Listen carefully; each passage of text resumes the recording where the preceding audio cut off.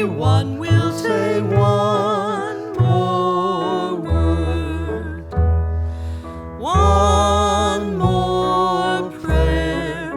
We will say one more prayer, till every prayer is shared by everyone. We'll say one more prayer, one more song. We will sing one more song, till every song is sung by everyone. We'll sing one more song.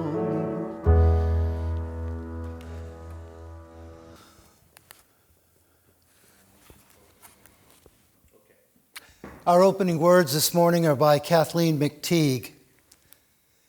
Into this home we bring our hunger for awakening. We bring compassionate hearts and a will toward justice. Into this home we bring the courage to walk on after hard losses. In this home we bring our joy and gratitude for ordinary blessings. By our gathering, we bless this place. In its shelter, we know ourselves to be blessed. And as Susie comes forward to light our chalice, I will say the words for our chalice lighting by Betsy Dar. May the light of this chalice give light and warmth to this community when we are joyful and when we despair. And may we feel the warmth spread from our circle to wider and wider circles until all know they belong to the one circle of life. Our story this morning is from China. It's a short but very wonderful little story. One day, an elephant saw a hummingbird lying flat on its back on the ground. The tiny bird's feet were raised up in the air.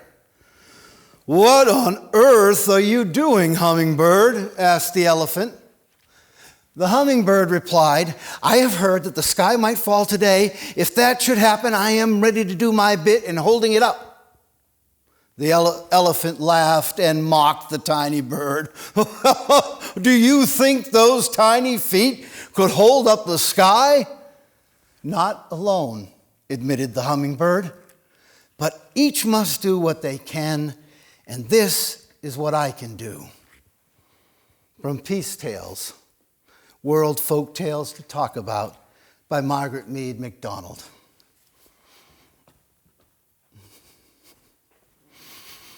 Yeah.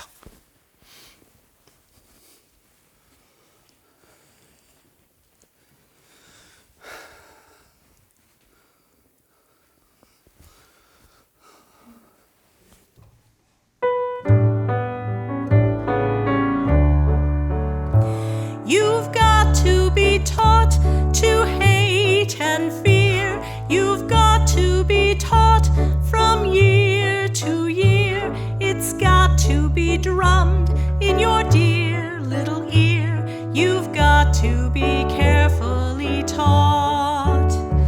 You've got to be taught to be afraid of people whose eyes are differently made, or people whose skin is a different shade.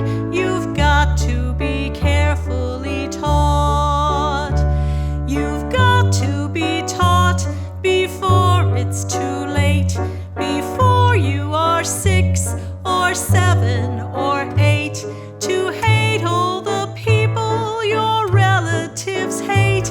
You've got to be carefully taught. You've got to be carefully taught.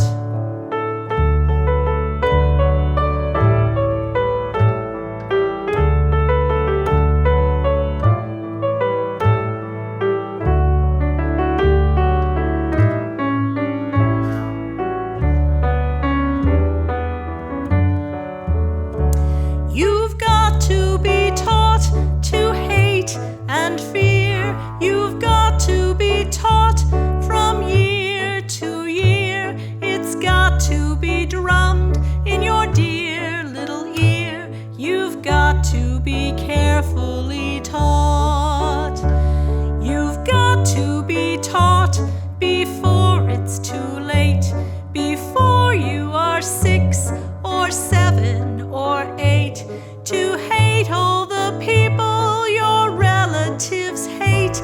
You've got to be carefully taught.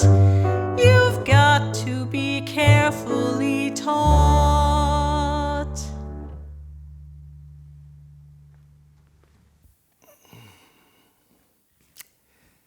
Our first reading this morning is a poem by E. Ethelbert Miller entitled Malcolm X, February 1965. I will die this month. How? I do not know. Still, there is much work to be done. I am afraid, not for myself, but for Betty and the girls. Some nights I stay awake, looking out the window, a gun in my hand. I know how cruel people can be. I have known hatred and blindness. There are brothers waiting to do me harm. I will die for them. I will love them as only I can. May Allah be my witness.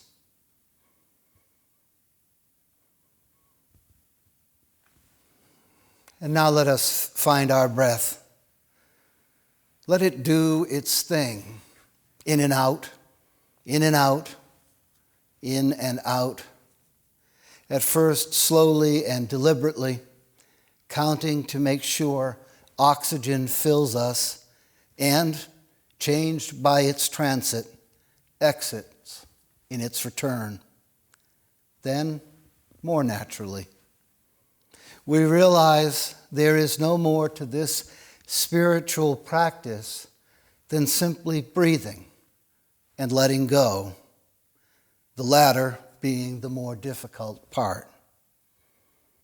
So let us let go of the day and its concerns, of the pandemic with the fear and anxieties it stirs up, those things that clench to our insides if we allow them, like barnacles on an old boat hull.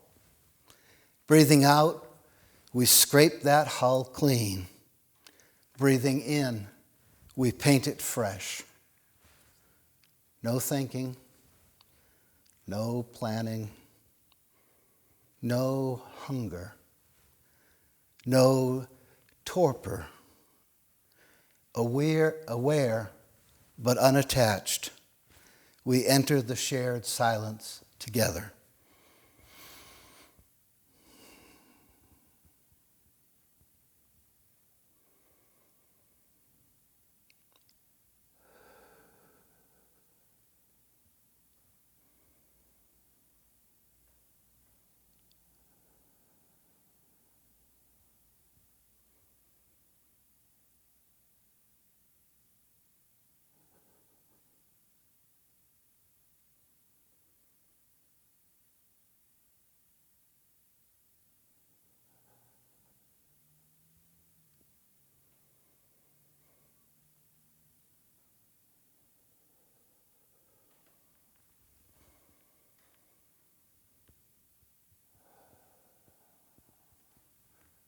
Blessed be, and blessed are we.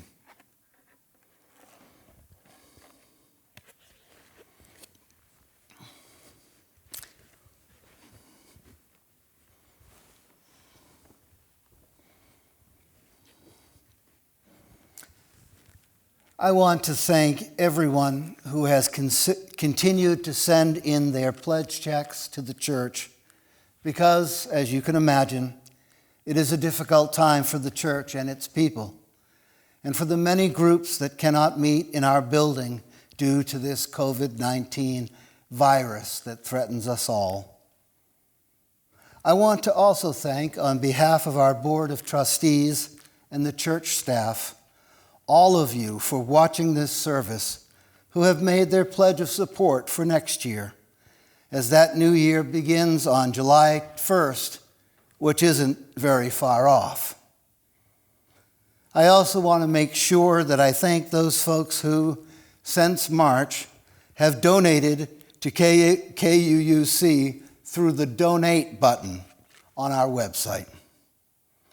Lastly, I want to thank those folks who will soon be sending in their checks or making their pledges or donating because they care for this institution, our mission, the principles we stand for, and the programs we offer. Now is the time for our offering.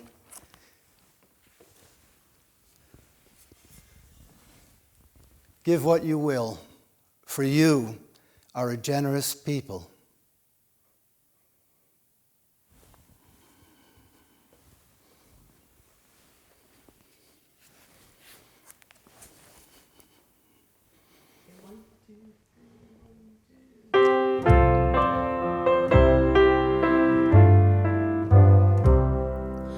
We'll build a land where we bind up the broken. We'll build a land where the captives go free, where the oil of gladness dissolves all mourning. Oh, we'll build a promised land that can be. Come, build a land where sisters and brothers, anointed by God, may then create peace, where justice shall roll down like waters, and peace like an ever-flowing stream. We'll build a land where we bring the good tidings to all the afflicted and all those who mourn, and give them garlands instead of ashes. Oh, we'll build a land where peace is born. Come, build a land where sisters and brothers, anointed by God, may then create peace, where justice shall roll down like waters, and peace like an ever-flowing stream. We'll be a land building up ancient cities, raising up devastations from old, restoring ruins of generations. Oh, we'll build a land of people so bold. Come, build a land where sisters and brothers, anointed by God, may then create peace, where justice shall roll down like waters, and peace like an ever-flowing stream. Come, build a land where the mantles of praises resound from spirits once faint and once weak, where like oaks of righteousness stand her people. Oh, come, build a land and people we seek. Come, build a land where sisters and brothers, anointed by God, may then create peace, where justice shall roll down like waters, and peace like an ever-flowing stream.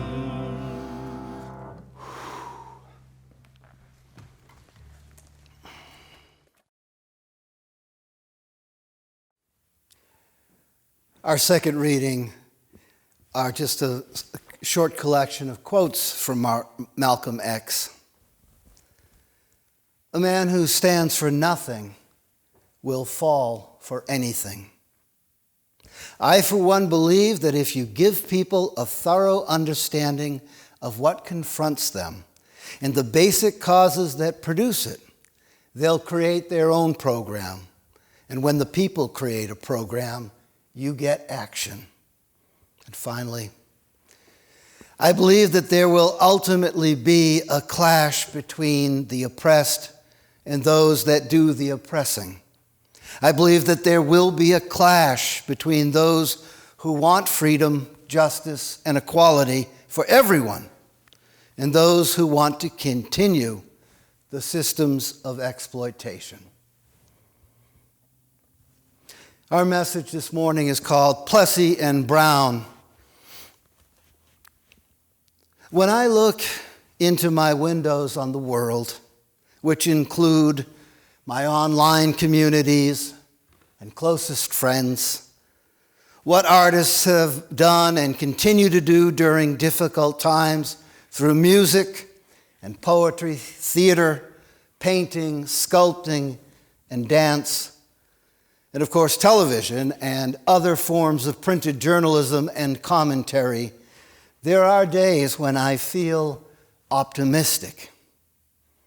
Despite the threats to our environment, the wasteful and exploitative excesses of capitalism, the ongoing militarism of our country, and the many armed conflicts in our world, I sometimes see a silver lining.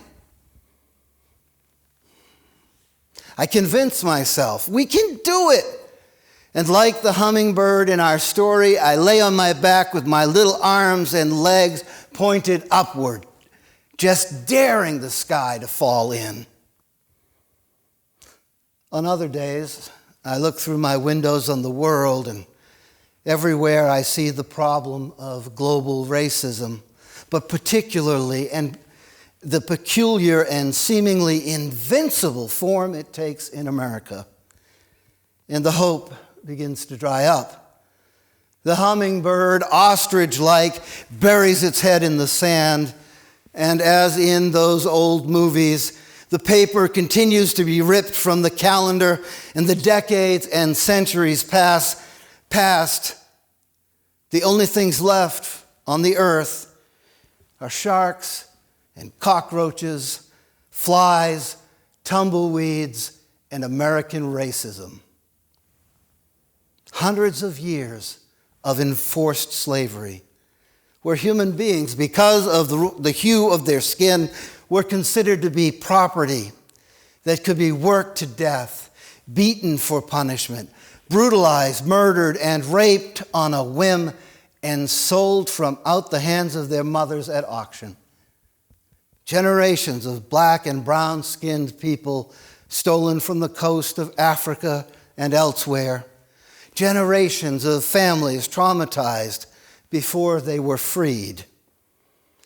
Any approximation to the freedom so-called white Americans, if ever there was such a thing, was short-lived. Any approximation to the freedom so-called white Americans had, if ever there was such a thing, was short-lived. Even though the slavery and other forms of involuntary servitude was abolished with the 13th Amendment to the Constitution, ratified on December 6, 1865, and the seeming enfranchisement, the vote given to former slaves with the 14th Amendment of July 1868, white people, and not just Southerners, moved over time to deny people of color their right to vote, to have decent schools, opportunities and housing, to forbid them entrances to so-called white restaurants and hotels as both a quiet exclusion and an overt and violent applications of the separate but equal standard concretized in the 1896 Supreme Court decision in the case of Plessy versus Ferguson, which prevailed and dominated in our country. Finally, with the court's ruling in the 1954 Brown versus Board of Education, the lie of separate but equal schools opened the way for integrating schools and increased civil rights actions by blacks and their allies. Many court and legislative decisions in favor of increased participation in the democratic processes have since been made law and, as might be expected, have been opposed and often undermined by racially motivated politicians and misguided libertarians ever since. What should we make of the fact that, according to the Urban Institute, the average wealth of African Americans with a bachelor's degree or higher is $271,000, but it's less than that of white high school graduates, who average $368,000. White families headed by an unemployed worker have almost 2 times the average wealth, $21,892, of African American families headed by a worker employed full-time, $11,649. White single parents have more than twice the wealth of married African American parents, and white families are 5 times more likely to receive an inheritance than African American families. The proceeding of the National Academy of Sciences in the United States of America reported that over the life course, about 1 in every 1,000 black men can expect to be killed by police. Risk of being killed by police peaks between the ages of year 20 and 35 for men and women for all racial and ethnic groups. Black women and men and American Indian and Alaskan Native women and men are significantly more likely than white women and men to be killed by police. Latino men are also more likely to be killed by police than are white men. According to the U.S. Centers for Disease Control, about 33% of people hospitalized with COVID-19 are black, yet only 13% of the country's population is black. In New York, about 45 out of every 100,000 white people there died of the coronavirus, compared to 75 out of every 100,000 Latino people and 92 out of every 100,000 African Americans. Tribal communities have also been especially hard hit across the country.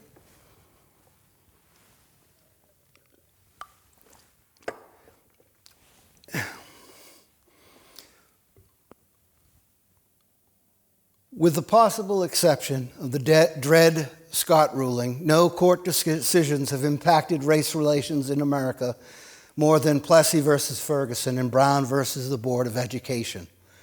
The question is now, where are we now in the struggle for racial equality? One answer to the question, what are we to make of this continued disparity between white and non-white individuals in our country, is institutional racism. Plain, but not always simple.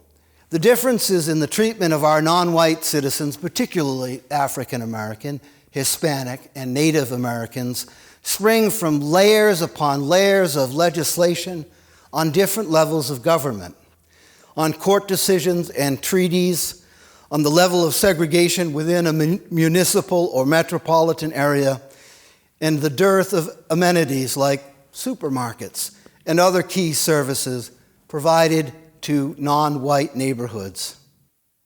Another answer, the one most likely to leave good people from doing nothing, is the strident, if fantastical, belief in individualism in our country.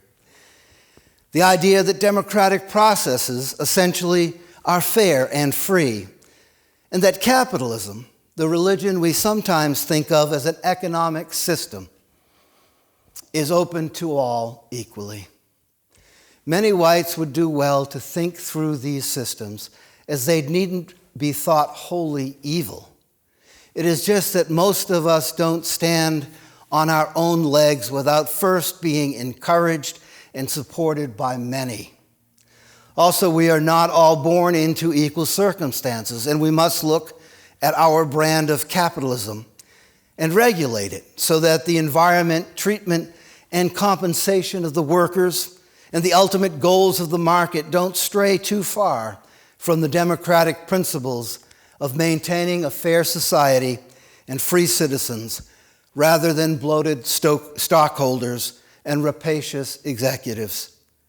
The final answer is, whatever else we might do, we, the people, all of us, especially whites who would free ourselves from the gilded cage of privilege, should, 1, search your memory and spirit for evidence of racism in your life.